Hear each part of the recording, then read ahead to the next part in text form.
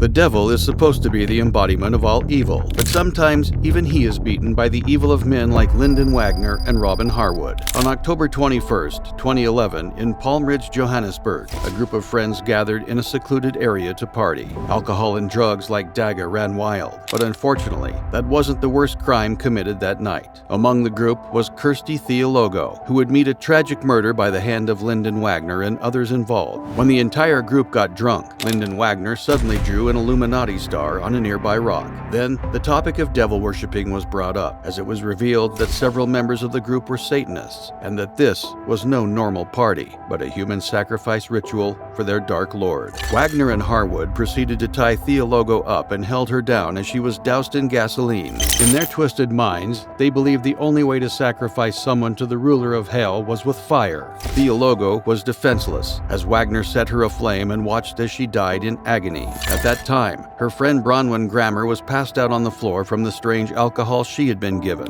When she woke up, she tried saving her friend's life by literally using her own body to try to put out the flames on Theologo's body, but to no avail. Theologo died. Lyndon Wagner, his cousin Robin Harwood, and others involved were arrested and tried. Their testimonies in court showed that they were extremely troubled individuals. Satan is a liar.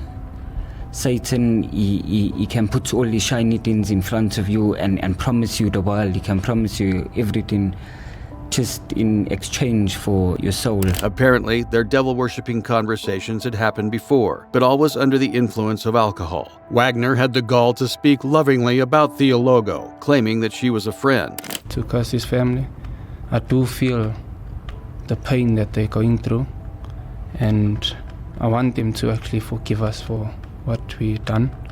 Forgive us for what we have done. We didn't mean to do it. Kirsty was a very close friend to us. We didn't mean to do it. The only hero of the story, Bronwyn Grammer, also testified, showing her burn scars from her attempt to save Theologo. I have accepted it, but I really wanted them to see. So every time, so they can have a reason why they're in there, and they can get flashbacks of my back being burned. In court, nobody suffered more than Theologo's parents, who gave statements that tugged on the heartstrings of everyone. No, you don't know how much they've endured. You know, for them to have lost their sister this way. Alex, you know, the one that testified, you know. I mean, they were close. All of them loved Kirsty. She loved them all. And, you know, I'm feeling so much pain. You know what my babies must be feeling, how much pain they must. Ultimately, Lyndon Wagner was given life in prison for playing the biggest role in the murder of Theologo, with the judge saying he was prepared to lie under oath and denied responsibility for his actions. Harwood, on the other hand, was deemed less fit for such a harsh sentence, as he was young, under the effect of drugs, and more fit for rehabilitation. He was given 20 years for the murder and another 20 for the attempted murder of Grammer. Harwood's mother blamed the devil, but it seems like greater evil was at hand. While Wagner and Harwood may have been under the influence of drugs, Satanists like Miguel Alvarez Flores and Diego Hernandez Rivera were just pure evil. In Houston, Texas, a 15-year-old girl named Genesis Cornejo was found shot and murdered in a ditch by Houston Road. In a nearby apartment, the mystery deepened when two kidnapped underage girls, 14 and 16, were found. Apparently, Genesis was also kidnapped and held in that apartment with them. The 14-year-old girl testified, saying that she was drugged, kidnapped, and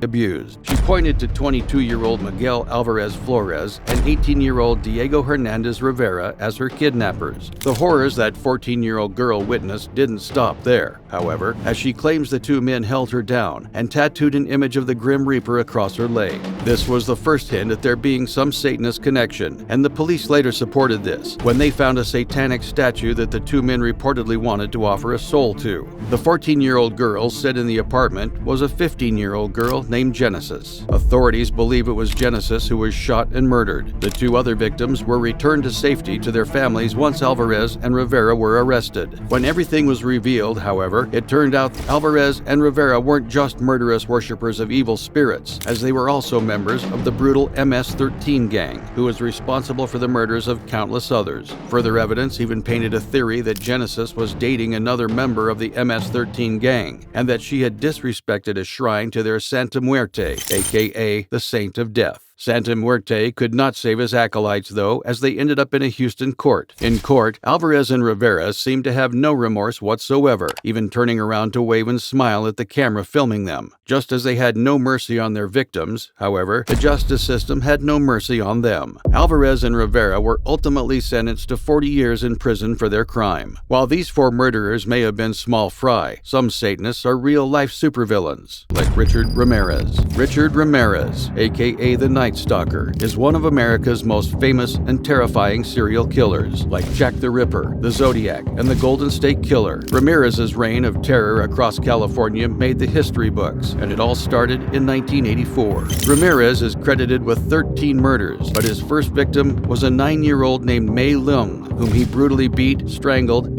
abused, and hung from a pipe. Few people can be called purely evil and sadistic, but Ramirez was definitely one of them. The moniker Night Stalker came from his horrifying habits of sneakily watching people in the night, stalking them, and then murdering them in their own houses. Ramirez's dozen victims were not connected at all, proving that he only murdered for the sake of it. At one point, he even stomped on a 60-year-old woman's face so hard that her dead body had his footprint on it. Ramirez used Satanism as his own philosophy, even forcing his victims to profess love to the devil or to swear on him. In interviews, Ramirez was even more terrifying when he revealed that he had no true motive. He just killed for the sake of it. His childhood friends revealed it might have been related to drugs, but an even bigger drive was one most serial killers shared: twisted sexual pleasure. That he was fired, he was dismissed due to the cause that he had tried to molest 2 little kids that were going up the elevator. What happens when you trap a devil's acolyte in a courtroom full of people? You get Ramirez's outbursts and rants full of evil pseudo-philosophy. He seemed to be downright bored of the court proceedings, and he made sure everyone knew what he felt. His most disturbing moment in court came as he shouted out with the pentagram symbol on his hand. As he sat there with a demonic and twisted smile on his face, however, he cemented his role in history as one of the most sadistic men to walk the earth. Ironically, his last words in court were also full of the same sadistic and creepy supernatural philosophy of his. After years of terror, including 13 murders, 5 attempted murders, 11 assaults, and 14 burglaries, Ramirez was given the death sentence in the gas chamber. Surprisingly, the devil almost bailed him out when the death penalty was later deemed illegal, but fate still carried out its plans on Ramirez, who died of B-cell lymphoma to go to meet his idol in hell on June 7, 2013. While Ramirez garnered media fame for his horror, he couldn't quite reach the level of maniacal popularity as Charles Manson. Charles Manson may not have worshipped the devil because he believed he was the devil. America's most notorious cult leader led the Manson family, a brainwashed group of murderers, mostly young girls who murdered 7 people in the 1960s. Their victims were Abigail Ann Folger, Wojciech Frykowski, Stephen Earl Parent, Jay Sebring, and Leno and Rosemary LaBianca, and their most notorious murder was that of actress Sharon Tate Polanski, who was also pregnant at the time. Manson himself was in and out of prison his entire childhood when he first robbed a grocery store at the age of 13. He was parentless and had no real childhood. Some believe he was a product of an unfair system, but whatever made him, it made him into a maniacal mind controller. I've been in jail, prison, a long time, all my life. I was raised up in here. So I understand jail, so I understand myself and I can deal with that.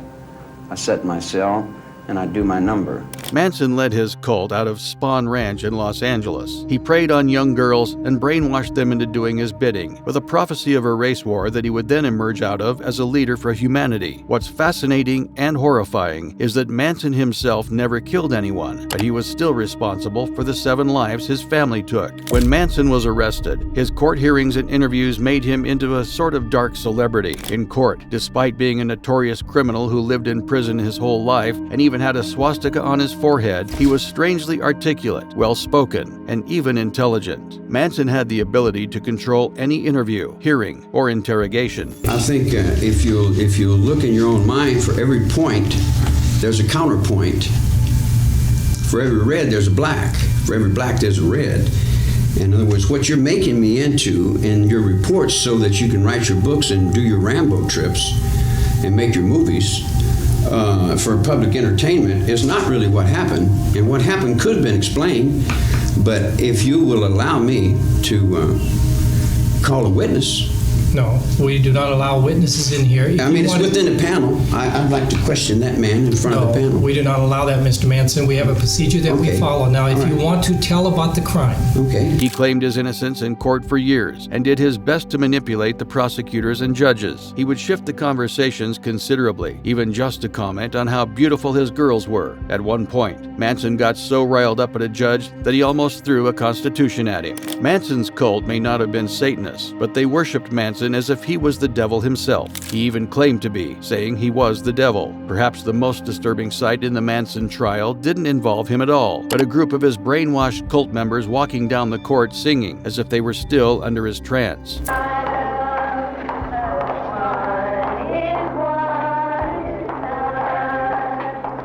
Manson's trial was like that of a celebrity, with everyone wanting to get a picture or interview with him. Manson's antics didn't fool anyone, though, and although he was initially sentenced to death in 1972, he was resentenced to life in prison until his death in 2017. Manson wasn't the only cult leader targeting young women, because he was only one of many, like Wayne Brent. In 2006, a man was found naked in bed with two sisters, 14 and 16. That man was identified as 74-year-old Wayne Brent, who was a crazed leader of a very unusual cult known as the Lord Our Righteousness Church. Brent was a self-proclaimed Messiah who believed he was the Son of God and that God spoke to him directly. He was so full of his own lunatic beliefs that he claimed that God had ordered him to sleep with 7 virgins, including the 2 girls, and even his own daughter-in-law. Wayne also had very strange prophecies, saying, "The government is destroyed. No president will ever be accepted. The presidency is destroyed. Congress is destroyed. Washington, D.C. is destroyed. All because they destroyed me and my children and my city."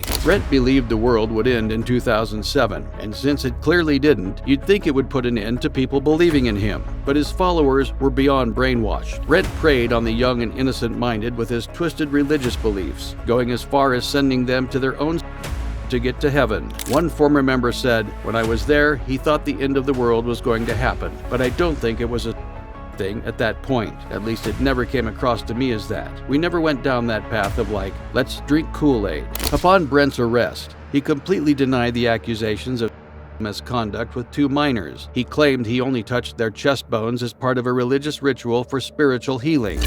At any time or at any point, did you apply any touch to any intimate, private parts of Ashley Sayre? No, ma'am. Now, are you very clear about that, given the encounter that you had with her that day? Very certain. And as to Alice, on the 31st day of July, 2006, did you apply any touch anywhere on her body that would be considered an intimate part of her body? No, ma'am. Thank you. The geriatric man in court probably forgot to make up the part about why he and they had to be naked for that. Even crazier is how many still believed he was innocent, including his son, daughter-in-law, and other women from his cult. Brent was ultimately given a 10-year sentence, but his sentencing brought out how disturbingly he had brainwashed his acolytes. One of the girls he was accused of denied the accusation, trying to save her master. A group of his followers still protested against his charges, going as far as fasting. Brent himself went on a hunger strike so as not to be put in jail again. After serving only 7 years in prison, he was diagnosed with skin cancer and released. Why the Son of God, who apparently had divine powers, couldn't just heal himself is beyond anyone's guess. Unfortunately, it seems like cult leaders manipulating their followers to their own deaths is not uncommon, as Paul Mackenzie did the same. In the Shakahola forest of Kenya, several dead bodies started appearing in shallow graves. After investigation, all victims had one thing in common. They were all members of a religious organization by the name of Good News International Church. The church was led by taxi driver turned pastor Paul Mackenzie.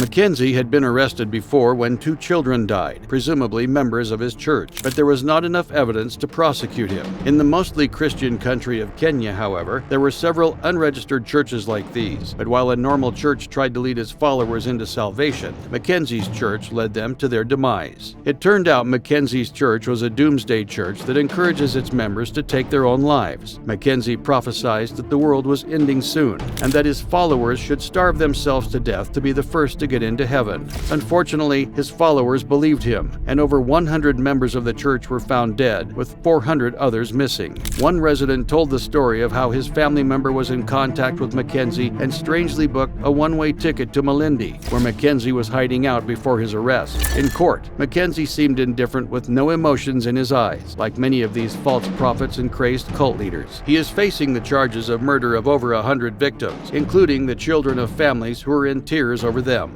Mackenzie has refused to make a statement, and even his 2 lawyers have declined to comment. Like Manson and Brent, it seems like Mackenzie will face a similar fate behind bars. It seems more than likely that a religious cult leader turns out to be a manipulator, and Warren Jeffs is no different. These cold, blank eyes staring at nothingness in court belong to Warren Jeffs, leader of a polygamous movement known as the Fundamentalist Church of Jesus Christ of Latter-day Saints, or FLDS. Jeffs is no simple pastor or preacher, though, as his religious manipulation led him to marry 79 women. Members of Jeff's church are so brainwashed that the father of Jeff's 65th wife forced her into marrying him as soon as she turned 18. I was the 65th wife of Warren Jeffs. She recounted how she always felt unease toward him, but her family was too deep in the church that they had already doomed her from childhood. The church's rules were so insane that one former victim reported the church telling her, "If you yourself, we'll tell everyone it was an accident, but if you don't, we will